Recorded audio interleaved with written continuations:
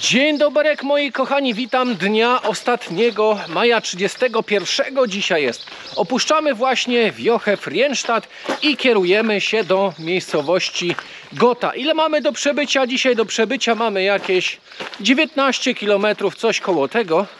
A za mną możecie sobie zobaczyć, wszędzie tutaj w tej miejscowości trwają jakieś remonty dróg. Zapraszamy serdecznie na odcinek. No, pogoda dzisiaj nam nie dopisuje zbytnio.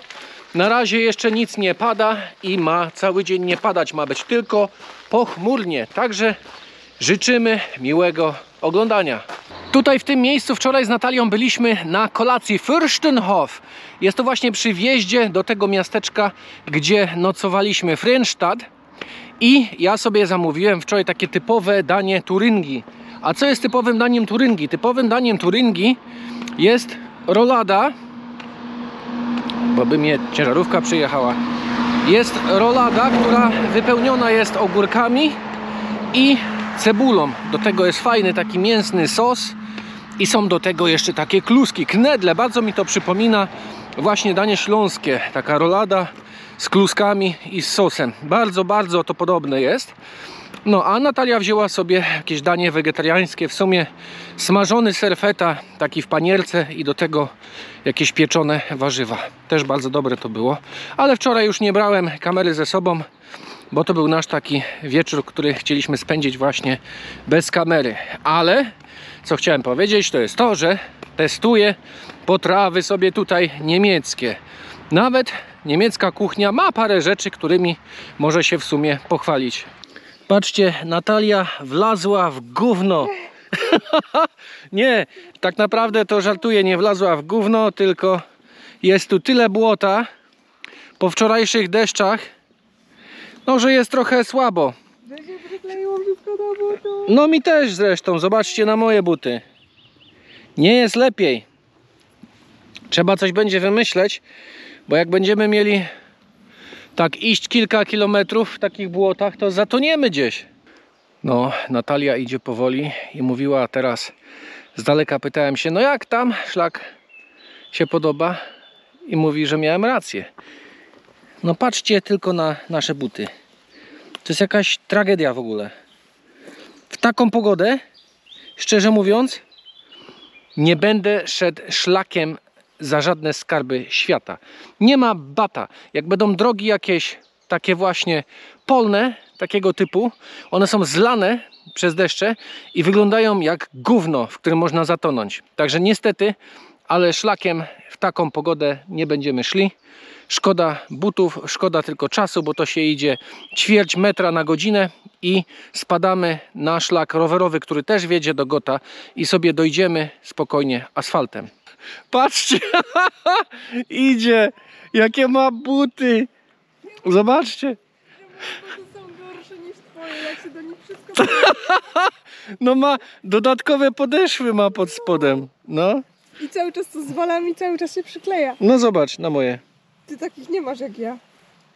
No wyglądają, jakbym w oborze w sumie pracował przez 3 tygodnie. Uratowani, jest asfalt i już z niego nie schodzę. Nie ma bata, nie idę polami, tak jak mówiłem wcześniej. W dupie mam te pola, szczerze mówiąc. Jestem zły na te właśnie pola. Deszczu napadało, błota jest masakra kompletna. Będzie improwizacja, sami sobie stworzymy szlak Camino, a ten Buen Camino, żegnaj szlaku, do widzenia. Mieliśmy nadzieję w tej wiosce, do której weszliśmy, zakupić coś. I pytanie, czy to jest sklep? Zaraz zobaczymy. O, coś jest. Chyba się da coś jednak tutaj zakupić. Otwarte? Otwarte. No, taki lokalny sklep. To włazimy. Śniadanie zakupione. Będzie typowo dla Arkadiusza, tak po niemiecku. Chleb jakiś lokalny. Poprosiłem babkę, żeby pokroiła. I do tego takie kabanosy jakieś są. I gościu mi polecał tą oto kiełbasę. Na surowo do jedzenia. I jeszcze na testy kupiłem sobie coś takiego jak Sülzfleischwurst. Się pięknie nazywa. Taka jakaś smarowidło, taka mielonka jakaś na kiełbas, na chleb, przepraszam. A Natalia będzie dzisiaj zajadać chleb z jakimś lokalnym dżemem. Wygląda smacznie. Tak, wygląda bardzo smacznie. Wszystko lokalnie, bo to jakiś lokalny sklep. Nie ma dużo, ale idzie coś zakupić, żeby coś zjeść. I teraz uwaga, za to wszystko, za dżem, za chleb, za te wursty i za to w słoiku 21,50. Prawie 100 zł. Jestem mega ciekawy smaku tej kiełbasy. Chleb już sobie spróbowałem. Jest naprawdę spoko. Taki zbity właśnie jest. Jedna kromeczka w zupełności wystarczy. Teraz kiełba. Ten kabanos bardziej.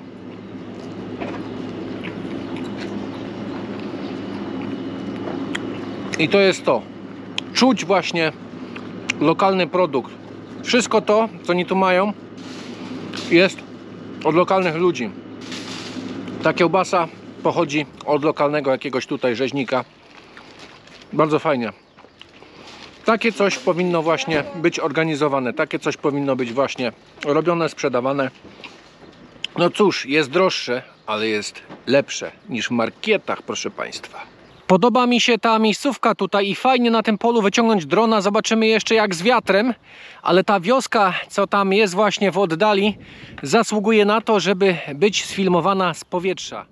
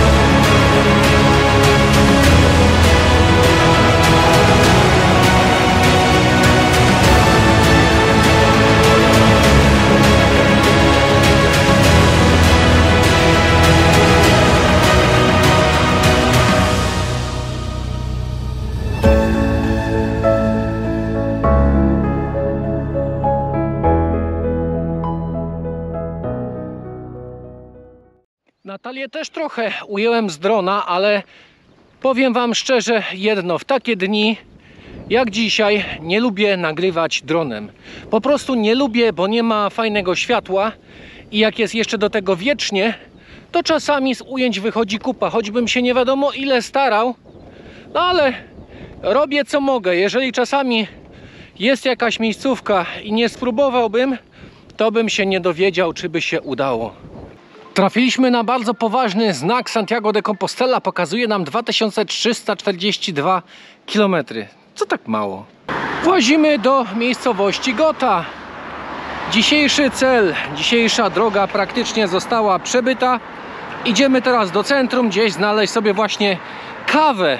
A może i pokażemy centrum z drona. Jeżeli nie będzie padać i w miarę będzie dobre światło, to dlaczego nie?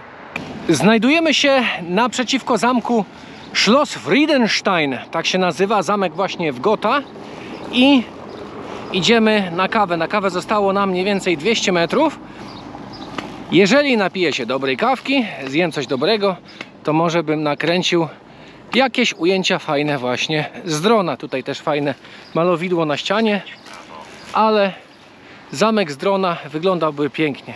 Biorę drona w rękę i idziemy nagrywać zamek i miasteczko z powietrza, a w tym czasie może przyjdzie pizza.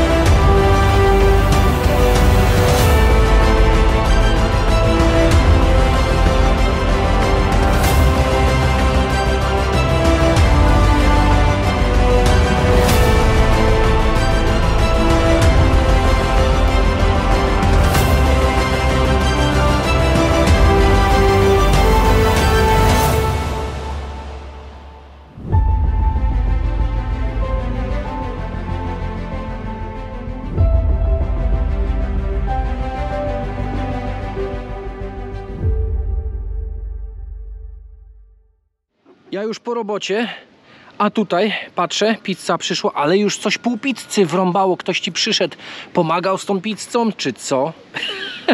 Ja wiem, że mnie długo nie było, trochę latałem, ale muszę się czym prędzej zabierać za pizzę, bom głodny. A miejsce nazywa się w ogóle Michelangelo, miejscowość Gotha. Muszę wam powiedzieć, że pizzerka jest naprawdę spoko. A że to jest i tak wegetariańska, no to jestem zdziwiony, że mi tak to smakuje, bo zazwyczaj to bym jakieś mięcho tutaj włożył i w ogóle. Ale wzięliśmy na pół, żeby jakieś jeszcze desery mogły wjechać.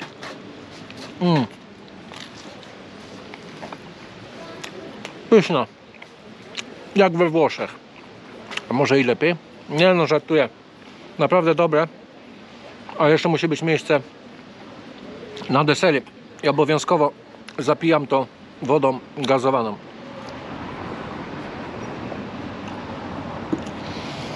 O, życie jest dobre. Jest i mój deser, naleśnik z nutellą i bananami, a Natalia zamówiła takiego oto gofra z malinami. Ale co przyszło? Przyszedł naleśnik z malinami. No i teraz muszą zamienić. Źle słuchali. Zapomniałem pokazać gofra, jak wyjechał, bo poszedłem zapłacić rachunek. Ale wygląda dobrze. A jak smakuje w ogóle? No powiem, że spoko jest, tylko w tym to ciasto jest trochę dziwne. Ciasto jest dziwne? A daj ja spróbuję. Odrób mi kawałek. No nie wiem, no wybierz sobie. Taki mały? Wybierz sobie, To jaki chcę. chcesz. To co mi... Taki mały kawałek chciała mi dać, widzieliście to?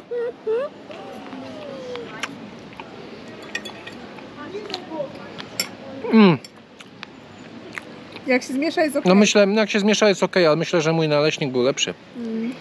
Tak mi się wydaje. U mnie pizza wygrywa razem z... A bo ty jeszcze awokado Affogato. miałaś. Spoko. No ten gofr najmniej niż. Jak zdążymy, to idziemy jeszcze, ziomeczki, na zamek, w tamtą stronę. Zobaczymy, co jeszcze możemy zwiedzić, bo jest do 17 i zostało jakieś z pół godziny. To idziemy do zamku, zobaczymy, czy nas wpuszczą. No i kolejne schody. Jak ja lubię schody. O, mam nadzieję, że nas puszczą. Chociaż z 20 minut, żeby się poszwendać po zamku trochę. Ogólnie spóźniliśmy się, ziomeczki, przyszliśmy troszkę za późno, pani już zamyka, bo jeszcze musielibyśmy się wrócić gdzieś na sam początek tam zamku, zakupić bilet i tutaj nie wejdziemy, tutaj nie da rady kupić biletu i nie zwiedzimy teatru, który mieści się w zamku. O. Ogólnie bardzo ładne to miasto, muszę powiedzieć, muszę przyznać, a plan jest następujący. Idę i tak stukam tym kijem, może przestanę stukać, będzie lepiej słychać. Chociaż Natalia też tak stuka. Patrzcie, o, na taki sposób. O. I mamy plan następujący. Zamierzamy się zapytać, czy możemy zostać jeszcze jeden ekstra dzień, bo chcielibyśmy zobaczyć ten zamek w środku. I jutro z okazji, że ma dosyć ostro lać, ma padać deszcz, no to byśmy zostali sobie tutaj, o, jeszcze nawigacja mówi skręć w lewo, zostalibyśmy sobie tutaj i byśmy poszli zwiedzić zamek. Jestem mega ciekawy, bo on jest naprawdę, to jest ogromny zamek. 4 piętra głównego budynku o długości 100 metrów, a pozostałe 2 skrzydła mają po 140 metrów i są niższe, chyba są 3-piętrowe. Także jest sporo zwiedzania w środku tego zamku i chcielibyśmy bardzo to zrobić. Kolejna kasa dzisiaj znaleziona.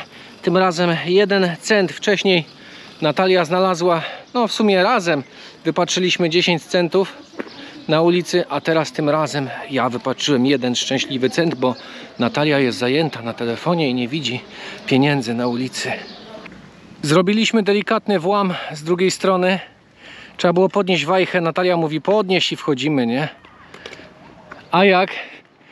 No i tutaj możemy sobie usiąść gdzieś tu chyba i poczekamy, aż pani za chwilę się pojawi i przyjedzie. Witam w naszym miejscu dzisiaj noclegowym. To jest nasz pokój. Zacznę od pokoju, bo jest na samej górze. 10 euro za dobę, za osobę. I idziemy na dół i pokażę wam resztę. Także schodzimy jedno pięterko. I tutaj mamy taki hol na wejściu. Zapraszam w tą stronę. Tu jest kuchnia. W kuchni wszystko jest do użytku. Czyli mamy taką kuchenkę. Mamy też oto zmywarkę. Jest lodówka. I tutaj szafka też jest dobrze zaopatrzona. Wszystko jest, kawy, herbaty, jakieś różne rzeczy, jeżeli byśmy chcieli doprawić sobie jedzenie. No i teraz jeszcze zapraszam na dół. Zobaczycie sobie jeszcze łazienkę, trzeba wam pokazać. Tu są inni też pielgrzymi. Przyjechali grupą właśnie na to święto, które się odbywa tam w Erfurcie, ale wrócą dzisiaj dopiero wieczorem. Tu światło się powinno automatycznie zapalić i jest. No i tutaj są oto właśnie takie prysznice. Jest też pralka, którą można wykorzystać. Oczywiście trzeba dać za to jakiś tam hajs, nie? Także spoko. Miejscówka naprawdę dobra. To jest taka plebania, ale jest naprawdę spora. Tutaj nie wiem, czy da się otworzyć, bo chyba tu wcześniej byliśmy. O, i tu wam pokażę tak. Tutaj ta grupa pielgrzymów w takim oto pokoju razem przebywa. A my mamy luksus, bo jesteśmy sami. I oni tutaj też mają swoją taką kuchnię, nie? No i zapraszam jeszcze dalej. Wejdziemy sobie z powrotem na górę. I chcę wam jeszcze coś pokazać. Chcę wam taką salkę pokazać. Chyba będzie otwarte, z tego co mi się wydaje. Jak dobrze pamiętam, to było tędy. Nie wiem, czy tu jest klucz potrzebny. Nie, wszystko jest otwarte. O. Sala taka konferencyjna, można powiedzieć. I dalej przechodzimy. No i tutaj sobie już robią, organizują mszę. A jestem ciekawy, czy można na tych tu organkach zagrać. Nie wiem, jak to idzie. A tu trzeba coś włączyć.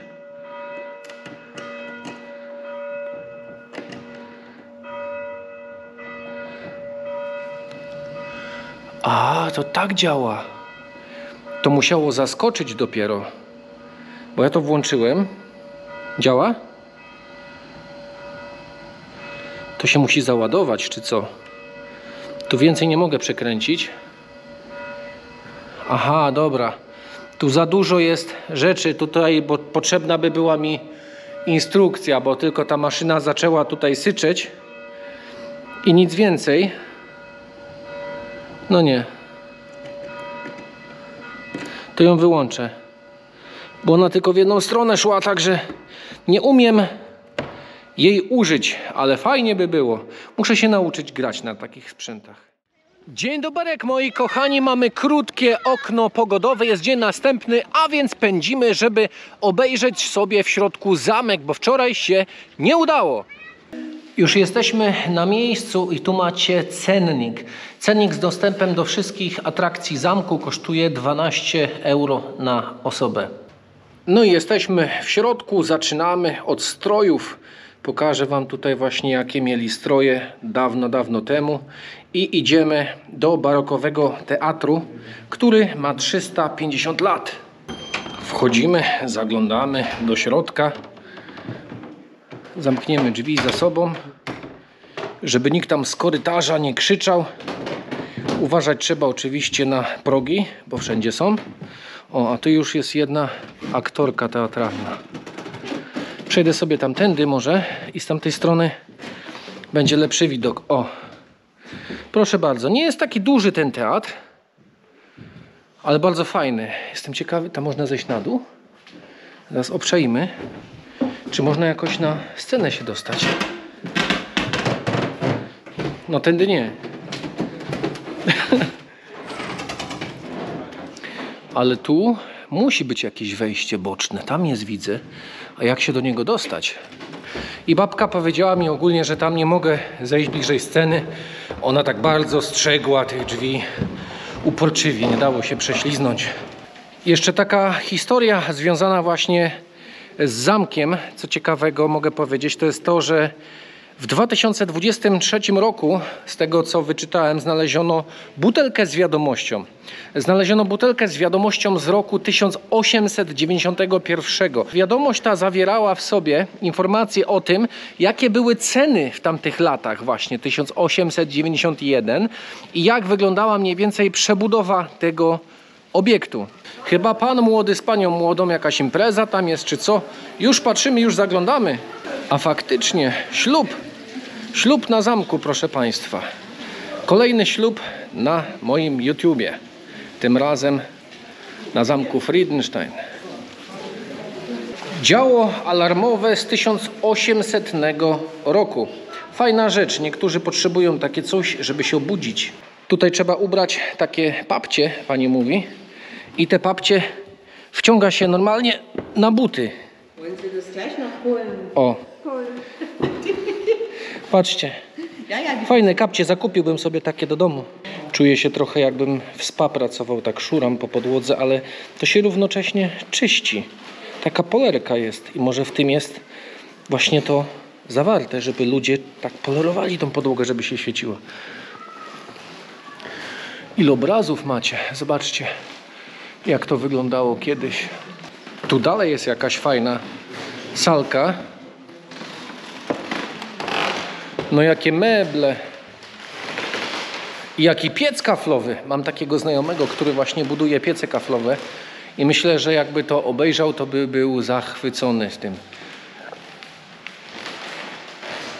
No a to co? Gościu wygląda jak foka. Taki gruby. Babcia ciągnie więcej kapci. Dziękuję. A nie. A, pani mówi, że nie. A ja myślałem, że można. Już bym się wbił. Dobrze, dobrze. Ale fajny tutaj też teleskop jest. Wygląda trochę jak taka rura wydechowa. I w takim czymś kiedyś robili sobie kawona. Aż mnie naszła ochota na kawę teraz. Czy pani, ciągnąc te kapcie, zarabia średnią krajową? Jakie to jest fajne w ogóle. I to lwy jeszcze do tego. A mój znak zodiaku to lew. Oczywiście żyrandol i sufity też warto pokazać. A to jest komnata księcia hercoga. O, i kolejna tutaj komnata. A tu co, takie biurko stylowe. Też fajne. Ale bardzo dużo starodawnych takich selfie tu wisi. Telefonów nie mieli, to ich malowali. Przebieralnia hercoga, tego księcia całego. A tutaj sufit jeszcze lepszy. Naprawdę spoko. Żyrandol też w sumie ładniejszy. Wszędzie kupę tych portretów, no. Sypialnia hercoga, tylko gdzie jest łóżko? Ja się pytam. Stół jest, jakieś takie boczne siedziska są, kominek jest, napalić gdzie? Żeby ciepło w dupę było. Tutaj też mają takie kominki, że ciepło będzie, jak sobie będzie pan książę siedział i książkę czytał albo w nosie dłubał. Ale trzeba przyznać, że zegar to ma spoko. Pokój księżniczki do pracy. Jest i moja księżniczka. Chciałabyś mieć taki pokój do pracy? Wygląda całkiem przyzwoicie. Całkiem przyzwoicie. Tylko ja się zastanawiam, kto by tu w piecu palił. Bo to tyle tych piec jest, że ktoś musi ciągle łazić. Od piecu, tak. Chyba nie ja. Ciągle ktoś by musiał tu łazić z takim wiaderkiem, z szufelką i podrzucać węgla. A to jest co? Tutaj bym mogła herbatkę pić. Tak, tutaj pokój taki herbaciany w sumie. No. Fajne to jest. Widzisz to do kawy? Tam stoi z taką rączką, to jest fajne. No. Kupmy sobie coś takiego. Tak wygląda sala bankietowa, gdzie państwo się bawili i robili huczne imprezy. Powiedzmy, zaczynali w piątek, a kończyli w piątek. Cały czas się bawili w tamtych czasach. Pytałem się pani, do czego służy ta miska na środku. I nie jest to miska na alkohol, żeby sobie wszyscy tu mieszali różnego rodzaju trunki z lodem, pili. Tylko to jest misa do mycia rąk dla całej ekipy tutaj bawiącej się. Choć musisz zobaczyć, jakie kiedyś talerze mieli na zupę, jakimi łyżkami jedli. Ale kiedyś to się znali na rzeczy. Zobaczcie na ten zegarek, nie? Naprawdę spoko rzeczy. Kiedyś bardzo dobre rzeczy produkowali, a tutaj coś dla fanów szachów. Patrzcie, jaka szachownica zajebista.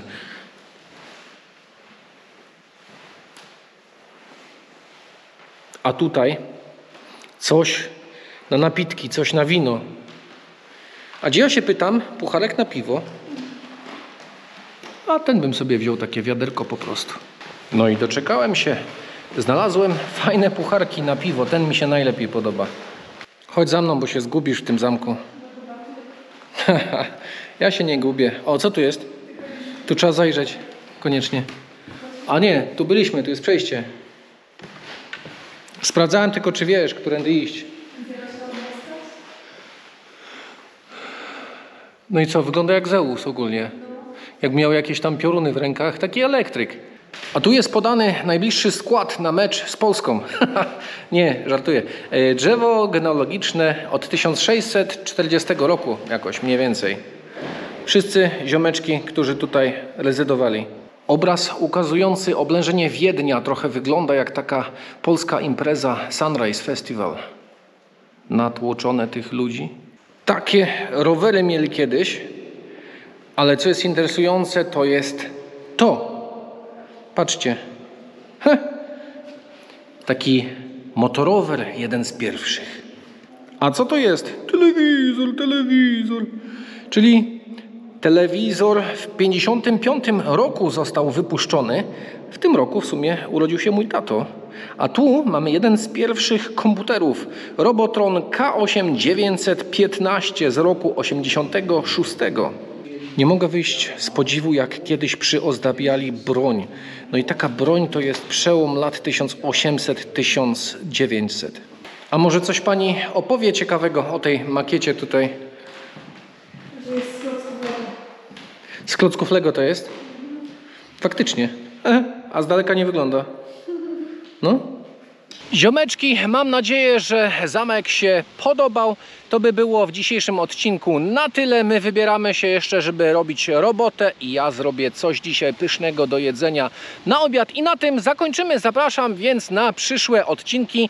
Dawajcie znać w komentarzach, jak się podobają miniaturki, bo dzisiaj był ten właśnie dzień, kiedy zrobiłem pierwszy raz taką miniaturkę i wprowadziłem to w życie. Także wielkie zmiany zachodzą w kwestii miniaturek. Dziękuję i zapraszam na przyszłe odcinki. Jak już mówiłem, widzimy się w następnym odcinku. Wszystkiego dobrego. Ciao!